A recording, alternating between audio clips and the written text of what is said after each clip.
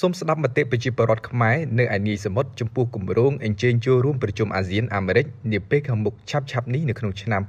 2022 ប្រទេសកម្ពុជាបានធ្វើជាប្រធានអាស៊ានបដូវវេនហើយតាមកម្មវិធីនឹងមានកិច្ចប្រជុំអាស៊ានអាមេរិកនឹងត្រូវរៀបចំឡើងដោយនៅក្នុងនោះសម្ដេចតេជោហ៊ុនសែនក្នុងនាមជាប្រធានអាស៊ាននិងលោកโจ Biden ប្រធានាធិបតីសហរដ្ឋអាមេរិកនឹងធ្វើជាសហប្រធានដឹកនាំកិច្ចប្រជុំអាស៊ានអាមេរិកបន្ថែមពីនេះលោកโจ Biden បានផ្ញើលិខិតជាផ្លូវការអញ្ជើញសម្ដេចតេជោហ៊ុនសែនចូលរួមក្នុងកិច្ចប្រជុំអាស៊ានអាមេរិកនេះ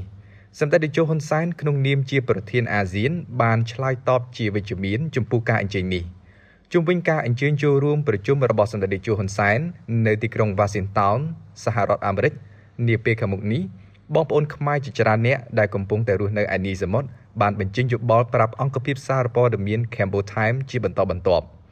លោកអុកចន្ទថាជាប្រជាពលរដ្ឋខ្មែរម្នាក់កំពុងតែរស់នៅក្នុងទីក្រុង San Francisco រដ្ឋ California នៃសហរដ្ឋអាមេរិកបានផ្ដល់ការយល់ឃើញចំពោះការអញ្ជើញសម្ដេចតេជោហ៊ុនសែន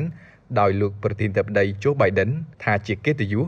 និងតម្លៃរបស់កម្ពុជានៅលើឆាកអន្តរជាតិដែលបានចូលរួមប្រជុំជាមួយនឹងប្រទេសមហាអំណាចដោយស្មើមុខស្មើមាត់និងធ្វើឲ្យសេដ្ឋកិច្ចកម្ពុជាកាន់តែរីកចម្រើនគឺសម្ដេចតេជោគឺជាប្រធានអាស៊ានទាំងមូលហើយសហប្រធានគឺលោកโจ Biden តំណាងឲ្យអាមេរិកនិយាយជារួមក្នុងកិច្ចប្រជុំអាស៊ានអាមេរិកមួយនេះផងដែរគឺកម្ពុជាស្មើមុខស្មើមាត់នឹងប្រទេសមហាអំណាចដែលជាម្ចាស់ផ្ទះហើយវាជួយជំរុញឲ្យគ្រឿងសេដ្ឋកិច្ចកម្ពុជានឹងកាន់តែរីកចម្រើនហេតុអីខ្ញុំនិយាយថាជំរុញឲ្យគ្រឿងសេដ្ឋកិច្ចកម្ពុជាកាន់តែរីកចម្រើននៅពេលណាដែលធ្វើការផ្សាយបន្តផ្ទាល់គេដឹងថា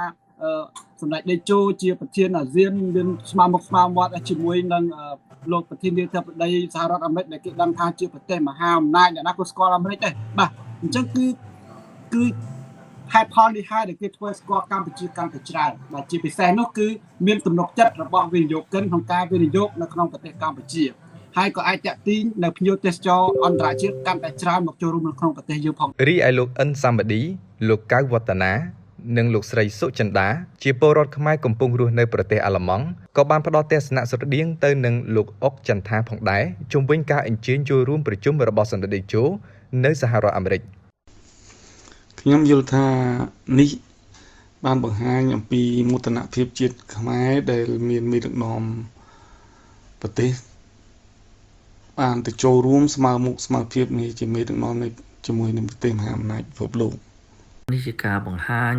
ពីមោទនភាពជាតិកម្ពុជាដែលបានថ្នាក់ដឹកនាំប្រទេសទៅចូលរួមស្មើមុខស្មើភាពជាមួយនឹងមេដឹកនាំនៃប្រទេសមហាអំណាចលើពិភពលោកមោទនភាពជាតិកម្ពុជាដែលមានថ្នាក់ដឹកនាំប្រទេសទៅចូលរួមស្មើមុខស្មើភាពជាមួយ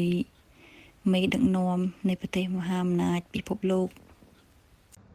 ប្រជាពលរដ្ឋខ្មែរកំពុងរស់នៅឯក្រៅប្រទេសក៏បានឆ្លើយតបផងដែរចំពោះការអំពាវនាវរបស់ក្រុមប្រឆាំងដែលបានអំពាវនាវឲ្យមានការធ្វើបាតកម្មប្រឆាំងនឹងវត្តមានសម្ដេចតេជោហ៊ុនសែននៅសហរដ្ឋអាមេរិកថាចំពោះការយល់ឃើញរបស់ខ្ញុំបាទក្នុងនាមជាប្រជាពលរដ្ឋខ្មែរដែលមានសញ្ជាតិអាមេរិកខ្ញុំគិតថាវាមិនមែនជាបញ្ហាថ្មីនោះទេដែលក្រុមអតីតខ្មោចគណៈបកប្រឆាំងមួយដំបូលស្វាបាទខ្ញុំសូមប្រើពាក្យថាអតីតខ្មោចគណៈបកប្រឆាំងដោយសារបច្ចុប្បន្នយើងមិនមានគណៈបកប្រឆាំងទេបើថាគណៈបកអតីតគណៈបកសង្គ្រោះជាតិគឺបានរំលាយចោលហើយបាទជាអតីតខ្មោចគណៈបកប្រឆាំងបាទមួយដំបូលស្វាគាត់តែងតែអំពាវនាវឲ្យមានការធ្វើបាតកម្មប្រឆាំងវត្តមានសម្ដេចជោឬអិសរាជជនជាន់ខ្ពស់ដទៃទៀតក៏ប៉ុន្តែជានិច្ចការតែងតែបរាជ័យយ៉ាងអាម៉ាស់ម្ដងហើយម្ដងទៀតយ៉ាងនៅក្នុងប្រទេសនិងនៅក្រៅប្រទេសហើយតាមអ្វីដែលខ្ញុំយល់ឃើញវាជាសិទ្ធិរបស់ពួកគាត់ក្នុងការធ្វើបាតកម្មស្របទៅតាមច្បាប់របស់សហរដ្ឋអាមេរិកតែខ្ញុំនៅមិនយល់ថាពួកគាត់ដែលអំពាវនាវឲ្យមានបាតកម្មប្រឆាំងសម្ដេចតេជោក្នុងការចូលរួមកិច្ចប្រជុំ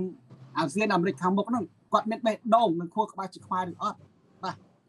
ចំណុចនេះគឺសំខាន់ណាស់បងបើពួកគាត់មានបេះដូងជាខ្មែរមិនគួរមានគំនិតបែបនេះឡើយព្រោះកិច្ចប្រជុំមួយនេះជួយលើកតម្កើងកិត្តិយសភាពប្រទេសកម្ពុជានិងប្រជាជនកម្ពុជាទូទាំងពិភពលោករួមទាំង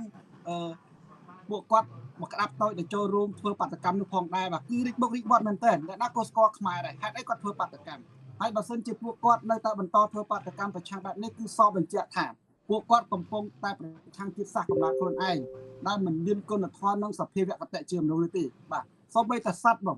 សូម្បីតែសត្វដែលគ្មានវិចារណញ្ញាណក៏ចេះស្រឡាញ់សម្បុកនិងការពារសម្បុកខ្លួនឯងដែរបងត្រង់ចំណុចនេះខ្ញុំសូមបើកវងកញ្ចក់បន្តិចបាទហេតុអីខ្ញុំលើកនៅចំណុចនេះ ព្រោះថាបើសិនជាតាមទស្សនវិជ្ជាគេយល់ឃើញថាមនុស្សមានទាំងសភាវគតិហើយ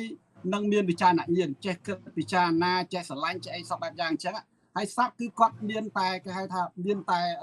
សភាវគតិគាត់ធ្វើតែរឿងដដែលគាត់មានវិចារណញ្ញាណប៉ុន្តែសត្វចេះស្រឡាញ់សម្បុកខ្លួនឯងអីខ្លួនឯងចុះពួកគាត់ដែលជាមនុស្សជាដែលមានបេះដូងខ្មែរហេតុអីគាត់នៅតែដែលគាត់ដឹងហើយថាអ្វីដែលកិច្ចប្រជុំនេះគឺលើកមុខលើកមាត់លើកនៅកិច្ចការនុភាពរបស់ប្រទេសហេតុអីនៅបន្តនៅសកម្មភាពបែបនេះទៀតសម្ដេចនាយករដ្ឋមន្ត្រីទៅប្រជុំសហរដ្ឋអាមេរិកនេះគឺដើម្បីផលប្រយោជន៍2ទី1គឺផលប្រយោជន៍សម្រាប់ជាតិទី2គឺផលប្រយោជន៍សម្រាប់ប្រទេសនៅក្នុងសហគមន៍អាស៊ានហើយក្នុងនាមសម្ដេចជាប្រធានអាស៊ីនៅឆ្នាំ2020នេះផង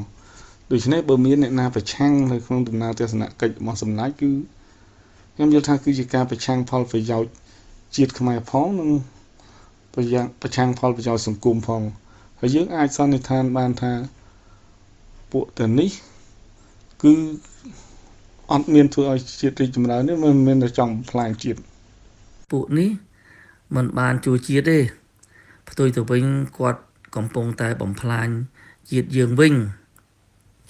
យើងអាចនិយាយបានថាពួកនេះមិនបានជួយជាតិទេផ្ទុយទៅវិញពួកគេកំពុងតែបំផ្លាញជាតិទៅវិញបន្ថែមពីនេះប្រជាពលរដ្ឋខ្មែរនៅក្រៅប្រទេសទាំងនេះក៏បានបញ្ជាក់បន្ថែមអំពីគោលជំហររបស់រាជរដ្ឋាភិបាលកម្ពុជាចំពោះនយោបាយការបរទេសជាពិសេសចំពោះប្រទេសចិននិងសហរដ្ឋអាមេរិកពួកគាត់បានបន្ថែមថា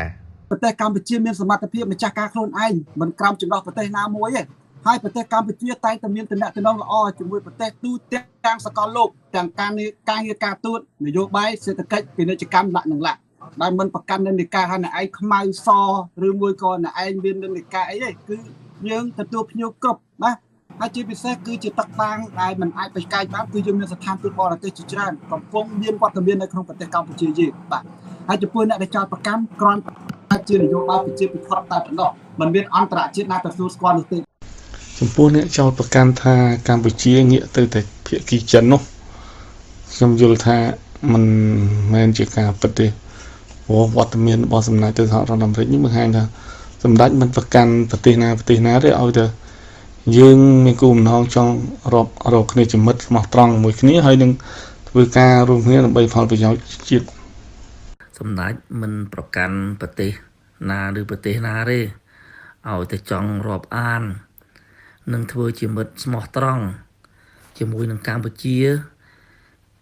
ក្រោមការដឹកនាំរបស់សម្ដេចហើយកម្ពុជាស្វាគមន៍ជានិច្ចវត្តមានរបស់សម្ដេចនៅសហរដ្ឋអាមេរិកនេះបង្ហាញប្រាប់ថាសម្ដេចមិនប្រកាន់ប្រទេសណាជាប្រទេសណាទេឲ្យតែចង់រាប់រកនិងធ្វើជាមិត្តស្មោះត្រង់ជាមួយកម្ពុជា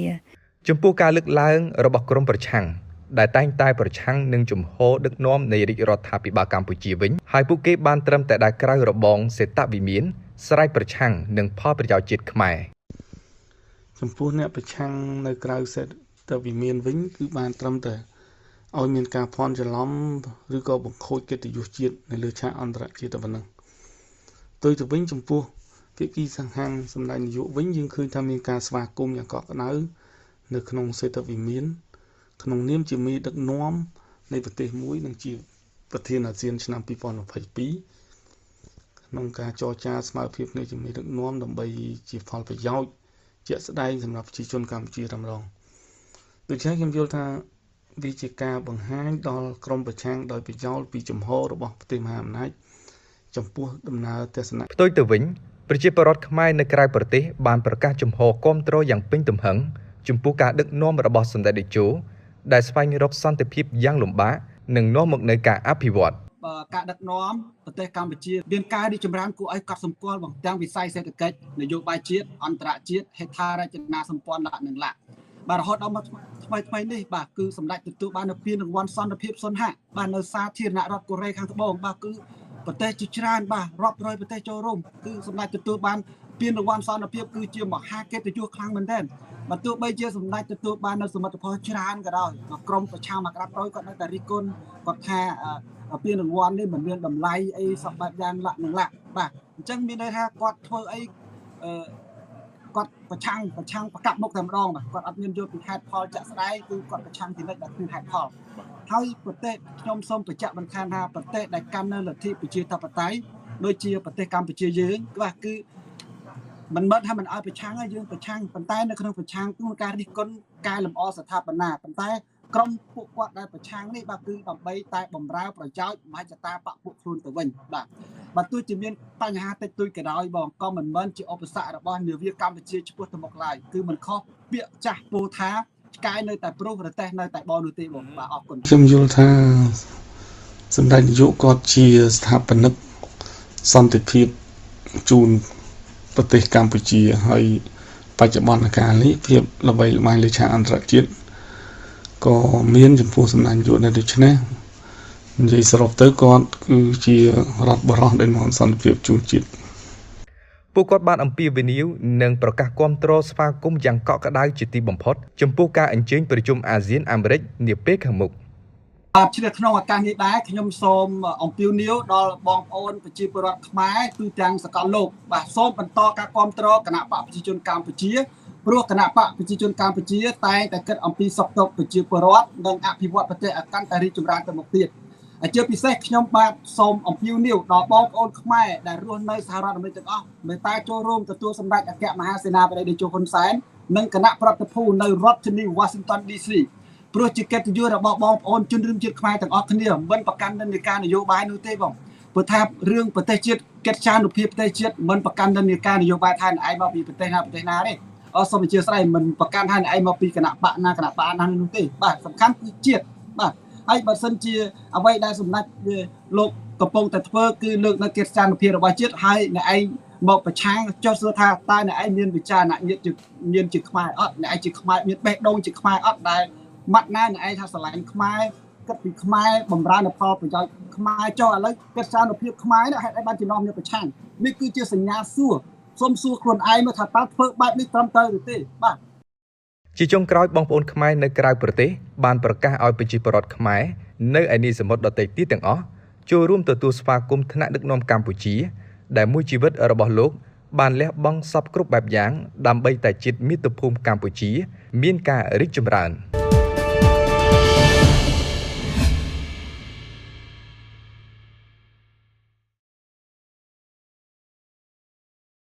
តប